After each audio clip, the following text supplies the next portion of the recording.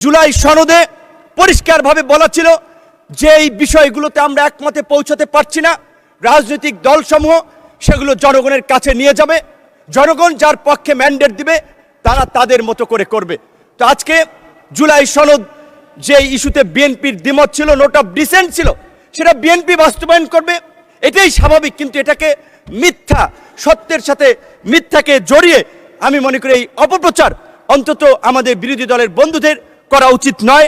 এই সম্পর্কে আমি, তারা যেহেতু কোরআন হাদিসের রেফারেন্স মাঝে মাঝে দিয়ে থাকেন, তাই আমি একটি আয়াত দিয়ে আমি তাদেরকে বলতে চাই, যেটি সূরা বাকারাতে বলা হয়েছে, অলা তালবিসুল হক বিল বাতিলি অতাকমুতুল হককে ওয়া আনতুম তাআলামুন, অর্থাৎ তোমরা সত্যের সাথে মিথ্যার মিশ্রণ করিও না, জেনে শুনে সত্য গোপন করিও না। সুতরাং আমার বন্ধুদেরকে আমি বলবো, আজকে বিএনপি এবং তার জোট সঙ্গীদেরকে যেভাবে সংস্কার বিরোধী হিসেবে উপস্থাপন করা হচ্ছে, সেটি মোটেই একটি সুস্থ ধারার রাজনীতির লক্ষণ নয়।